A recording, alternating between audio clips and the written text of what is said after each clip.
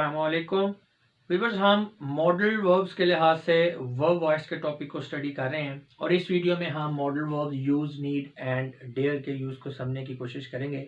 नए लोगों को थोड़ा सा गाइड करता चलूँ। व्यूअर्स, हमारे जितने भी मॉडल वर्ब्स हैं उनको एक्टिव वॉइस से पैसिव वॉइस में एक ही तरीके से कन्वर्ट किया जाता है। यानी ऐसे तमाम सेंटेंसेस जिनके अंदर मॉडल वर्ब यूज़ हुए हैं, चाहे वो मॉडल वर्ब कोई भी है, तो ऐसे सेंटेंसेस को एक्टिव से पैसिव में कन्वर्ट करने का तरीकाकार एक ही है।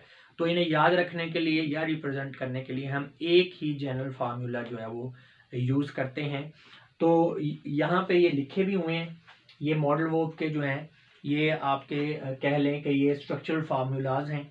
आपने इनको समझ लेना है, इनको याद कर लेना है। अगर आपको इनकी समझ आ गया तो कोई भी मॉडल वर्ब हो तो आप उसका यानी किसी एक सेंटेंस के अंदर कोई भी मॉडल वर्ब यूज़ हुआ है तो आप आसानी उसको एक्टिव से पैसिव वॉइस में कन्वर्ट कर सकते हैं, क्योंकि यही सेम फार्मूला है और चारों तरह के सेंटेंसेस के लिए ये मैंने यहाँ पर बता दिया है। और अगर यहाँ पे रीड करके इन फार्मूलाज को आपको समझ नहीं आ रहा तो फिर आप इस वीडियो के पार्ट 1 को देखें। वहाँ मैंने इसको ज़रा अच्छे तरीके से एलेबोरेट किया हुआ है, डिस्क्राइब किया हुआ है, समझाया हुआ है कि किस तरह से मॉडल वर्ब्स एक्टिव वॉइस से पैसिव वॉइस में कन्वर्ट होते हैं। तो चूँकि तमाम का तरीकाकार एक ही है तो लिहाजा जितने भी मॉडल वर्ब्स आगे हम पढ़ रहे हैं तो हर एक में मैं अलहदा से डिस्क्राइब उसको नहीं कर रहा। एक ही मरतबा इसके पार्ट 1 में मैंने ये सारी बातें एक्सप्लेन कर दी हैं। फार्मूलाज भी यहाँ पे लिखे हुए हैं, ये हर वीडियो में आ रहे हैं और मुझे उम्मीद है कि इन्हीं को देख के आपको समझ आ जाएगी। ना समझ आए तो आप पार्ट 1 में जा सकते हैं। बात करते हैं यूज, नीड एंड डेयर की। तो these can not be written in passive construction when they are used as modal verbs. हाँ जी, जब ये मॉडल वर्ब के तौर पे यूज होते हैं तो इन्हें हम पैसिव कंस्ट्रक्शन में नहीं लिख सकते। एग्जांपल्स देख सकते हैं। There used to be a school here, यहाँ कभी एक स्कूल हुआ करता था। इसकी पैसिव कंस्ट्रक्शन अगर बनाएं तो इस तरह से बनेंगी, या school is used to be here, जो कि गलत है, ऐसा नहीं हो सकता। यू नीड नॉट वरी, आपको परेशान होने की जरूरत नहीं है। Worry is not needed bye you, तो ये तो मजाक का खेज एक स्ट्रक्चर बन गई है, तो ये गलत है। She dare not take such an action, वो इस तरह का एक्शन जो है लेने की या इस तरह का कदम उठाने की हिम्मत नहीं कर सकती, ये जरूरत नहीं कर सकती। Such an action is not dared by her to be taken, तो ये भी गलत है, अजीब नजर आ रहा है दिखने में भी। हाउ डेयर यू अपोज मी, आपकी हिम्मत या आपकी जुर्रत कैसी हुई मेरी मुखालफत करने की। तो अगर इसको पैसिव वॉइस में हम करें, हो I am dare to oppose by you, इस तरह से बनेगा और ये भी एक मजाक का खेज सूरत हाल है। तो इन शॉर्ट ये है कि इनके पैसिव वॉइस नहीं बन सकते जब ये मॉडल वर्ब के तौर पे यूज होते हैं। लेकिन एक चीज़ इसमें आपने ज़हन में रखनी है, whoever sometimes as an auxiliary verb or non-modal verb, they can be written in passive construction।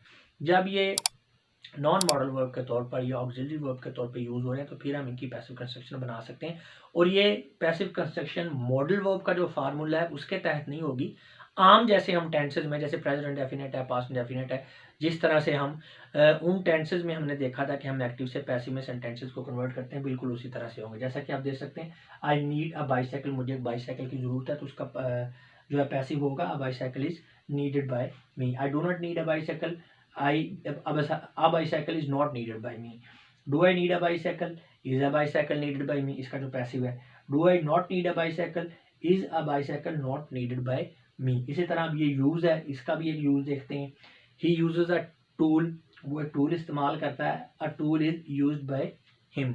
तो यहाँ पे आप देख सकते हैं कि जिस तरह हम प्रेजेंट इंडेफिनिट टेंस के फिक्रात को चेंज करते हैं एक्टिव से पैसिव वॉइस में, तो बिल्कुल उसी तरह से ये चेंज हो रहा है। जो मॉडल वर्ब्स को एक्टिव से पैसिव बनाने का फार्मूला है जो यहाँ पे लिखा हुआ है ये वाला, इसके मुताबिक ये चेंज नहीं हो रहे। तो he uses a tool is used by him.